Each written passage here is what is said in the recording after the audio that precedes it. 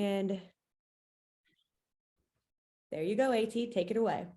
All right. Thanks, JC. And thanks everybody for joining the Atlanta Healthcare Entrepreneur Meetup this morning. Hopefully you enjoyed some of the breakout rooms and conversations, got to meet some new folks.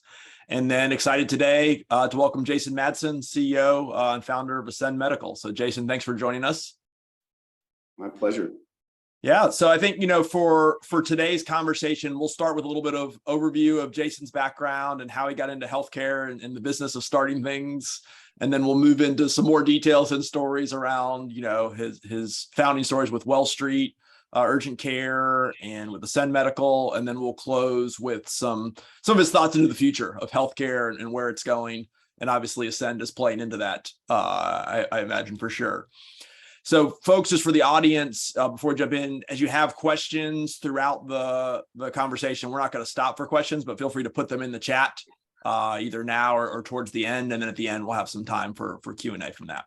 So with that, Jason, I'll just sort of start with, how and why did you even get into healthcare? Healthcare is a crazy space. What got you excited about coming into healthcare?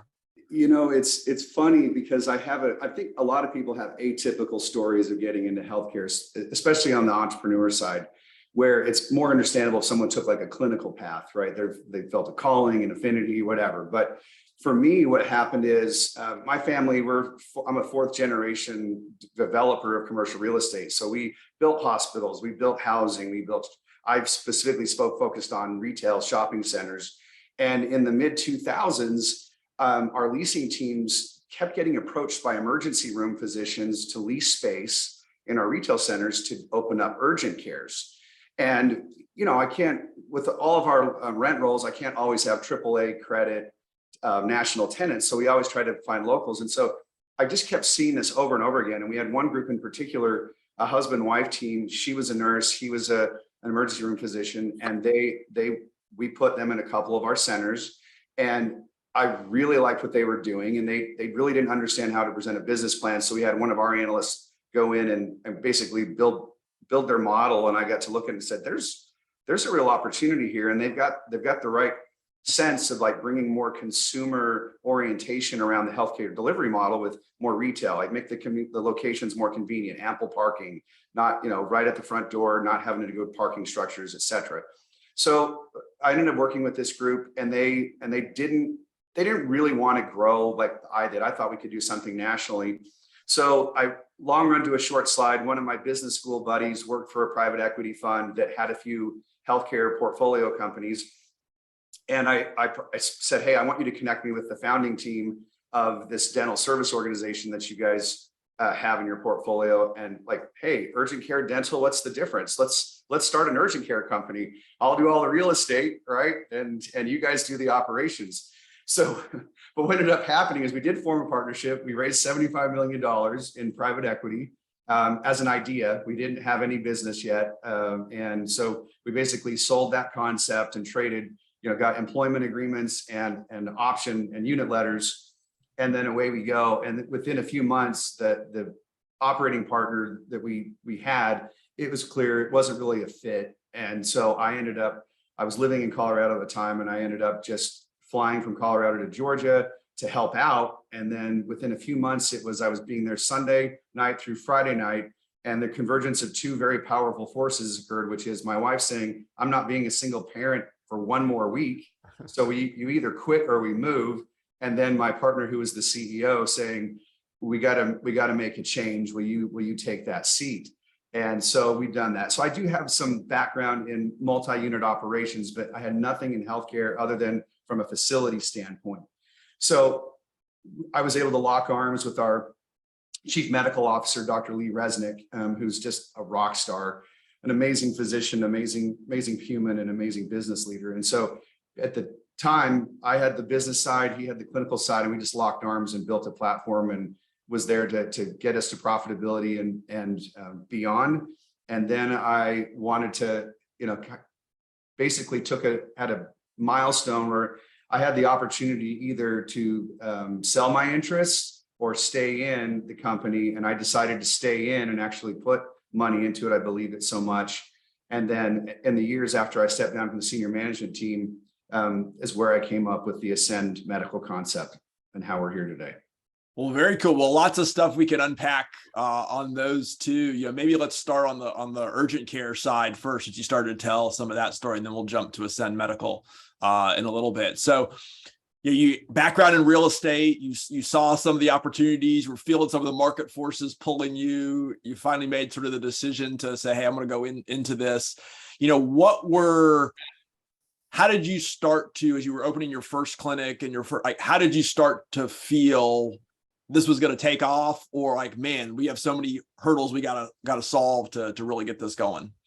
Well, what's interesting for me, the psychology of it was the operations wasn't my problem, right? I was the guy who went out and leased and designed and permitted and got the first 12 locations in Atlanta built. And I was actually in spending time in Chicago, ready to sign another 12 leases and get that market going, based on the assumption that our operations team would be able to meet our pro formas and our patient acquisition model. And we were in for a rude awakening. The patient acquisition took much longer than expected.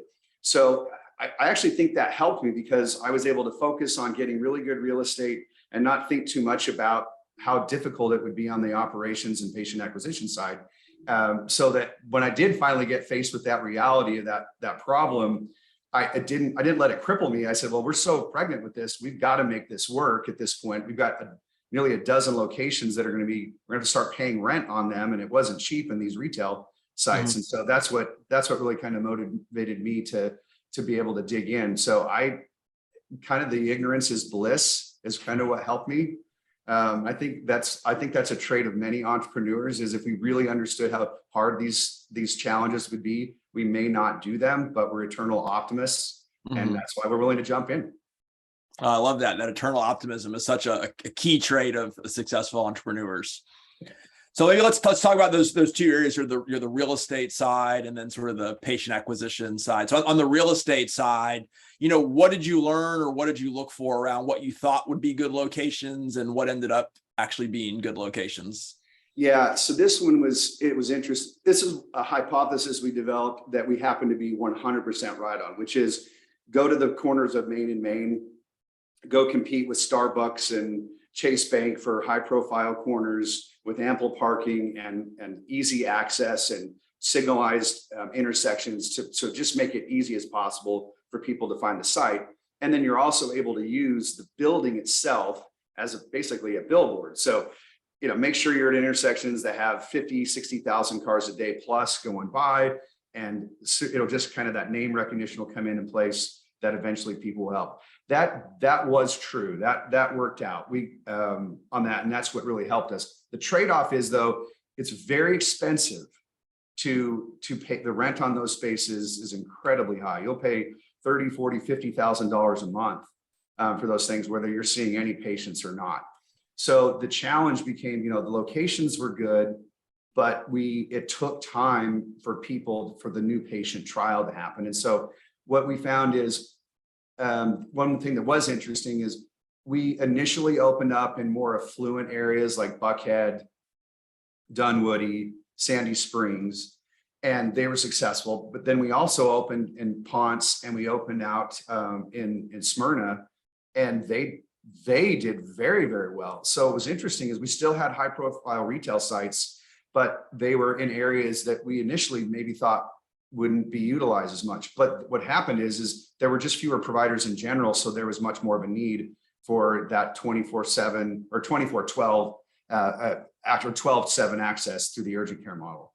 So that was a key learning for us, is like we could go much lower on the average household income for an area and be very, very successful. And just like we could in the higher income areas as well, which was very gratifying. So we had, some of our sites were located in an area where the average household income was $60,000 a year, and others it was $180,000 a year, and we still saw really robust volume. Very cool. So on that patient acquisition, you mentioned earlier that at first it was just taking longer and a little challenging, and you had to sort of solve that. What did you learn, or what did you try to help solve that? If something was different approaches, or it just is going to take time and you just need to plan for it to have a run out? What did you learn there? Well, what we learned is we tried a combination of grassroots marketing and search. And what we found is we could really measure the results of search even back then. It was very difficult to lead source. With the technology available today, it's very easy to link where your campaigns are hitting and where your patients are coming from so that you can quickly adapt and update messaging and so forth to what a population is looking for. But at the time, we just really tried to dial in on what patients might be going to the internet to search for around healthcare. So really our success started happening when we just simplified it. It's like, basically, you want to see a doctor now, click here or call. And that was it. And then once they came in and they had that experience, they got to see our beautiful facility, our wonderful providers, and have that a great experience. They would come back. And so we had a pretty robust repeat visit rate for urgent care.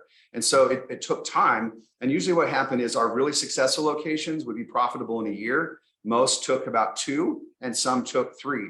But we only had a few failures. Like, we've only had to close a couple of locations that we just tested. It just didn't work out. They weren't in the right areas but we're, over 75 locations, easily, maybe 85 locations now and growing. There's opening up new ones every day. And we haven't had those failures since then. But that's what it took us, is simplify the message. It's all about access. And, kind of a key learning I'll share, which is kind of a segue into the primary care, is we were stunned how many of our patients didn't have an active primary care relationship, because we would always ask. Mm-hmm. And it's like, hey, we can send the records to your primary care doctor. Like, I don't have one. I mean, it was less than 50%. And it really didn't matter whether they were super affluent or more middle income or even lower income. It's just, there wasn't that relationship established. And that's one reason our urgent care was so successful, is because the limitations on access to primary care really affect that, right? Limited hours, 5 days a week, not expanded. Once they've filled their patient panel, there's only so many patients they're going to see in a day. You'll wait weeks or months on average in major cities, including Atlanta, to get a new visit and establish care with a primary care practice. And that was one reason we helped, because we're so successful in urgent care. But it's also what really informed me to say, there's more to it. Urgent care is a wonderful channel. It needs to be there, but that's not great healthcare. That's just treat them when people are sick or hurt. How are we going to be preventing, these comorbidities that are so profound and prolific in the United States? The only way to do that is people need to be having the interactions, and it needs to be they need to have their whole body treated, mind and body. So we're at Ascend Medical, we're integrated with behavioral health. We have a behavioral health team. They talk with our pediatricians, our primary care doctors on the daily, and they share cases and so forth. And they can really, really help establish that, because it's not just chemistry. And there's a lot that's going on with people in their primary care journey, and we're helping educate them along the way. Well, very cool. Well, let's use that, Jason, to transition to Ascend Medical a little bit. Maybe you alluded to a little bit, but what's the 30-second elevator pitch of what Ascend Medical does, and then we'll jump in there. So really, it's care that comes to you, but it's full-throated primary care, pediatrics, and behavioral health. But our delivery model is, we don't make you drive, park, and wait to come to our facilities. We come to you. So it's all virtual care initially. And then based on what the providers see, we send mobile care teams to your home. So any kind of diagnostics, whether it's rapid tests or blood draws, we even do digital X-ray, EKG, and ultrasound in your home. It's the most convenient, phenomenal way to have care given to you. The greatest example to me is, I'm in healthcare, and it's kind of the hypocrisy of it. I know how important it is, but I hadn't had an annual wellness check or visit for 7 years. Until we launched Ascend, and they came in, and in 20 minutes, they were able to provide the most thorough exam I'd ever had. I felt completely relaxed because I was in my home.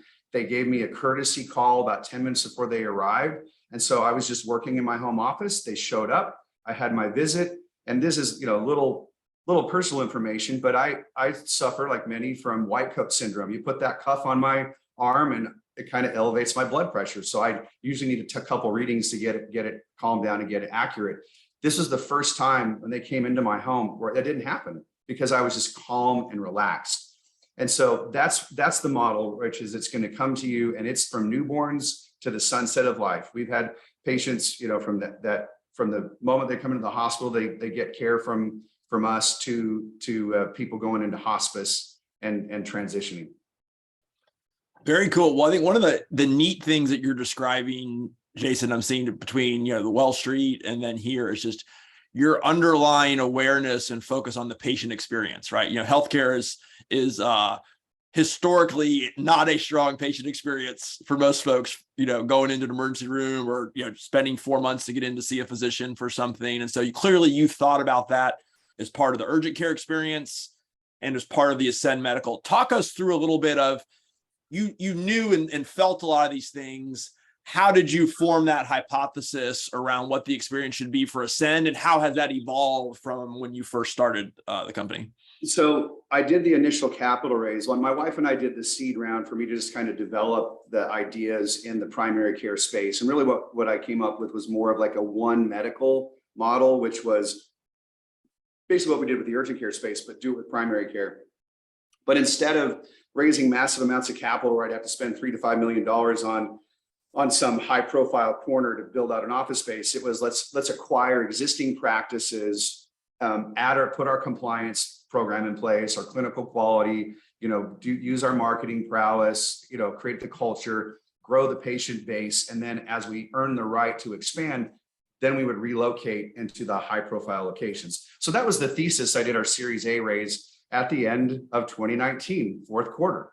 And then we had a pandemic hit, and I had, several practices that we were either under contract or in some level of negotiation with, and all their patient volume dried up. And so we were still bricks and mortar oriented at that time, but we were going to introduce telehealth, but it all shut down. And just after 2 weeks of my kids being, at my house doing school, and me seeing the UPS, FedEx, Amazon, Uber Eats, even Hollywood Pets, like all the services and goods being delivered to my house all day long from my family, that's when I realized people are ready. Like there's very few ways that they can get healthcare access. They're going to wait in their cars. It's going to be drive-through, et cetera, with testing and so forth. And that's what it was. And so that was my hypothesis, is that people would be ready for that. So we would push pause on the brick and mortar and then bring it back once we got through the pandemic. But what we found is people love this in-home experience or at their office, like where we come to you at your office building if you need to, and they'll do your physical or they'll do whatever. So that care model was so successful, and it was born out of necessity because I had a hole burning in my pocket of capital I had to deploy. And so we worked with the governor's office and the Department of Health to get meet the requirements so that we could have these mobile units giving care throughout the Atlanta region. Very, very cool. And then, as you alluded to in the first experience with, the urgent care around doing patient acquisition, how did you think about go-to-market and patient acquisition in this case of, hey, I was originally thinking of brick and mortar, but now it's traveling vans, and am I targeting consumers directly, or am I going through employers? Like, how did you think about that? Well, and initially what happened is we were just being reactive to COVID. So it was all COVID all the time. So COVID testing, COVID treatment, and then ultimately COVID vaccination. And so that first year of our operation, that's really what the focus was to do that. And so, but we got exposure to tens of thousands of patients in Atlanta. And then as that demand, the COVID case rates went down, that's when we had to make an adjustment and say, okay, how do we really build the primary care business where we establish a relationship with these patients and we see them on a repeat visit outside of COVID. And so that's when we had to, stop being reactive and start being proactive, and then trying to dial in what the strategies were on that. And what was really interesting is we saw three major groups that responded to us when we launched in COVID. One was exactly as I expected, that it would be moms, females that were typically in the United States, they're making 80% of healthcare decisions, but affluent moms just saying, this is so convenient, they're going to come to me. And so they were naturally like the number one. And then the number two utilizers surprised me. And that was working professionals in their late 20s and early 30s. And so I think, and typically they're young, healthy, and they don't need to see a doctor. They're not even worried about it. So we haven't historically seen heavy utilization from them. but we did during the pandemic. And there's some shift that's taken place where they're caring more about their health and their well-being, mental, body, otherwise, and they're willing to get ahead of things versus previous generations just was reacted, treat what was, what got broke, whether it was chronic disease or injuries, et cetera. And then the last group that surprised us, but it doesn't, once you realize it, was senior citizens. They're like, what do you mean I don't have to go get in my car and navigate through traffic and find a parking spot or sit in my car for half a day to get that? You'll come to me. And so where I thought they might have a technology restrictions where they wouldn't be comfortable doing a video conference or an encounter over the phone, it was the opposite. They loved it and fully embraced it. So we've adapted our campaigns to fit that. And because we do, like I said, it's from newborns to sunset of life, and we accept Medicare as well. So we're building robust panels of patients and families of all ages.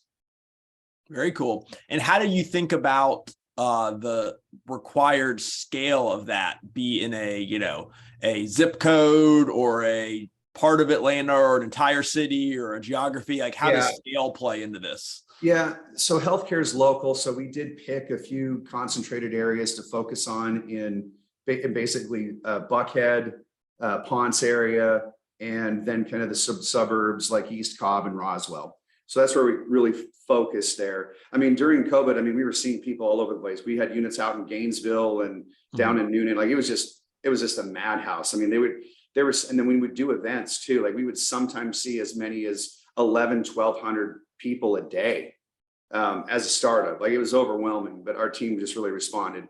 But then we just started dialing in and narrowing the geography. So the approach is, it's about a relationship. It's about ongoing care, and your provider team needs to really be connected with all the specialists and the hospitalists in your area, because we can't treat everything. We can quarterback your care, but if you need a cardiologist, we want to make sure you're going to the best one closest to you. Same thing with other specialties that you might need.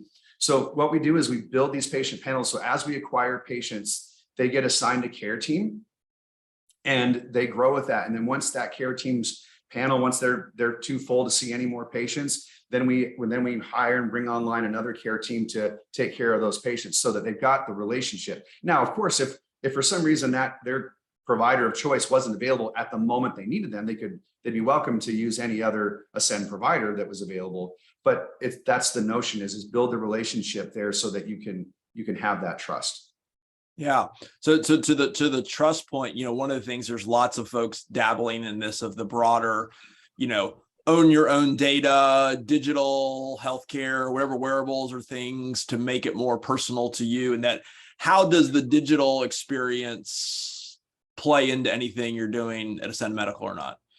Yeah. So really what it comes down to is we're doing it over, video conference initially. And then we're going to the homes. And so the technology piece for us is, it's about, you've got to have the video conferencing ability. You've got to have the EMR. You've got to have some patient experience components so people can self-schedule and get to their data through a patient portal. But then we've got logistics software that we're coordinating to optimize routes. There's a lot going on. I had to make a mental shift, which was like, hey, I'm not just a CEO in healthcare. I'm really a technology logistics CEO in healthcare. And I had to reimagine that, because everything in the past was just about driving people into that physical location. And now we had to do it. So it's a combination of leveraging existing technology, developing some new. And then the main reason I think we get we have a 9.6 or 96% NPS, Net Promoter Score. I've never seen anything in healthcare that high. Wall Street does really well. Extraordinarily well compared to their peers, but not even close to that.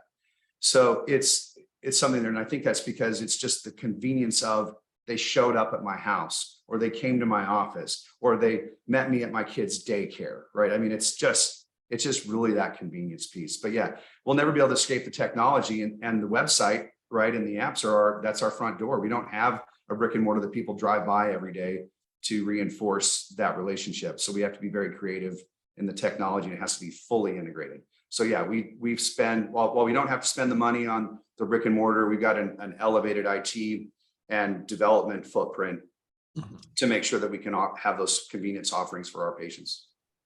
Very cool. Well, last question here on Ascend, and then Jason, just a couple other thoughts on the future of healthcare. But last one here. What's next for Ascend, and what's the future? What does this look like 5-10 years from now? With Ascend Medical, if it keeps taking off? It's a great question for us. We're ambitious. We've been able to, and my team all comes from healthcare service companies that scaled, whether it was in the dental space or other primary care groups or other specialties. But so we've got the experience to scale these, but because we're not limited by the time and capital drag of the brick and mortar strategy, which sometimes can take up to 2 years from the time you find a location to getting it open, because we don't have that limitation, we can grow much more effectively when we're ready to go into expansion. And so where we're at is we're finalizing some key initiatives and about ready to do our Series B funding that'll allow us to go into more markets. Right now, we're just in Atlanta and Austin, and those are our 2 test kitchens. And we're learning how to do this. We've done well. We've proven the concept, and now we're just scaling up with increased marketing spend now that we know how to engage patients and get them on the schedule and keep them coming back.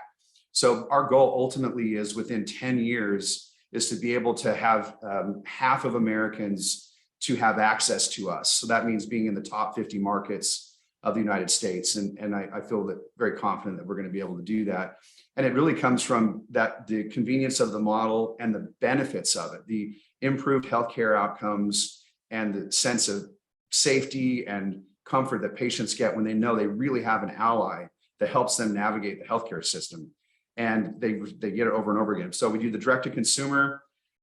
We work with employers. So that's something that we really surprised us. We signed our first Fortune 40 client this summer, and we're going through a pilot with them, and we'll scale nationally with them. And we've got others in the queue.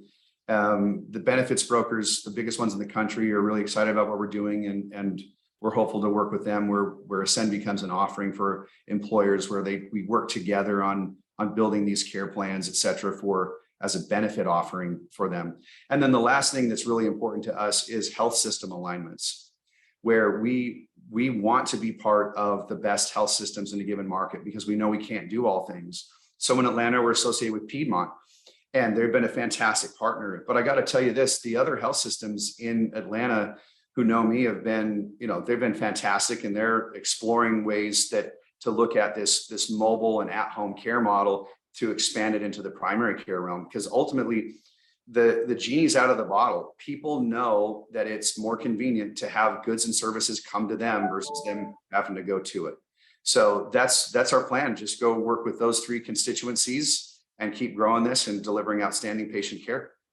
Awesome. We're excited to continue following you and all the success that you'll hopefully have here driving Ascend Medical forward. Because I know I want to sign up for my family versus having to drive to the doctor's office. So absolutely.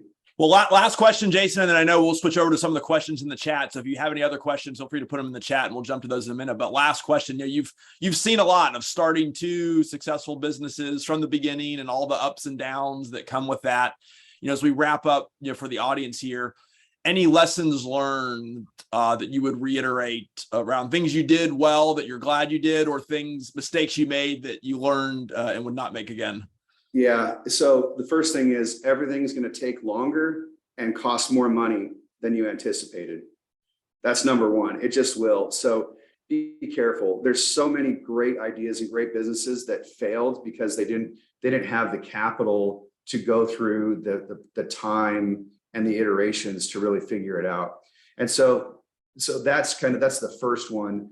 The second is like there's different costs of capital. So in the urgent care space, we've got a phenomenal partner with FFL Partners out of San Francisco. They've got deep experience in healthcare, and you've got a single source for all your capital. The challenge is they expect control, and understandably so, that's their thesis. But there's trade-offs with that, especially in an entrepreneur in the early stages where you're just trying to figure out something new. And so with Ascend, we capitalize it different. And so I'm just sharing my experience with you. It's all high net worth individuals who've really come from 3 backgrounds where they made money in healthcare services. They've got guys and women who are older than me that were successful and believed in what we're doing. Then there's the commercial real estate constituency because of my past, and there's actually quite a robust operating company and technology investment that comes out of commercial real estate capital. And then lastly, the last constituency was more like the professional services providers, bankers, even retired private equity guys who have their own funds now.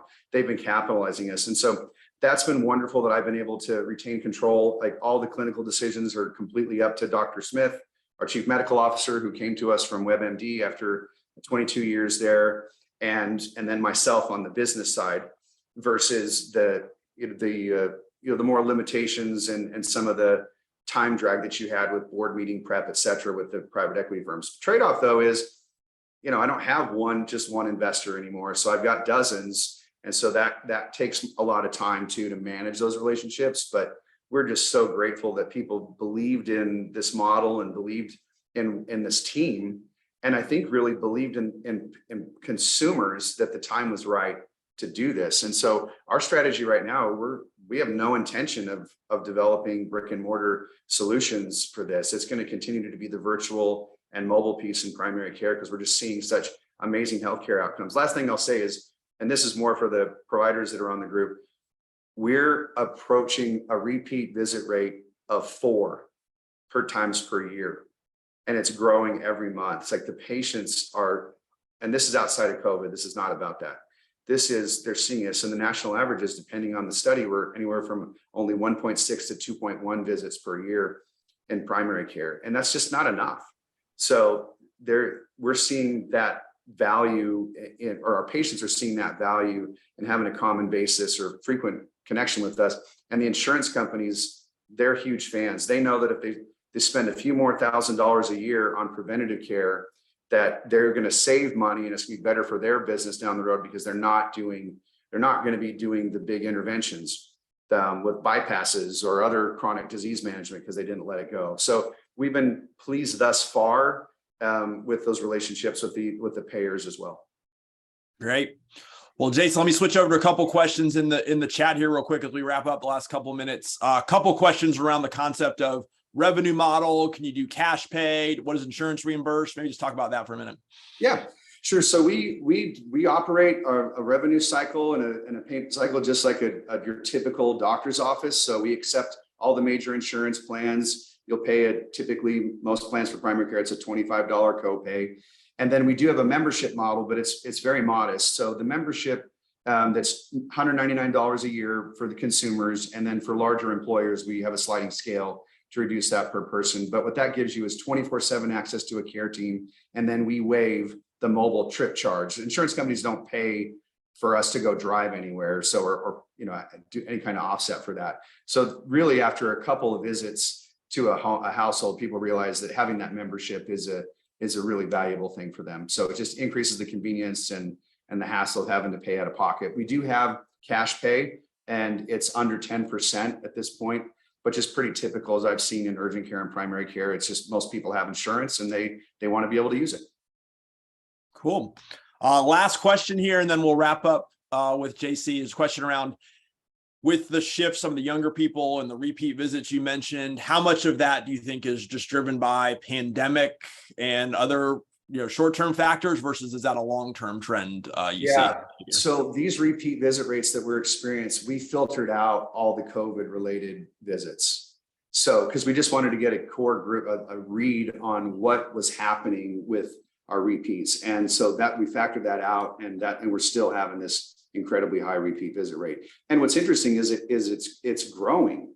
So we're fascinated by that. We want to continue to keep tracking on that. But and again, it's just testimonials at this time, but I've got dozens of stories of patients coming to me saying, hey, my beleaguered primary care doctor who's having to see 25, 30 patients per day in a brick and mortar, like I've been going to him for years and he or she missed something and your doctor's picked it up. And so we're like, well, I'm glad to hear that, but I wanted to kind of understand why was that. And so, as I mentioned before, how relaxed I was as a patient when the healthcare revolved around me versus me jumping through hoops to go get the care.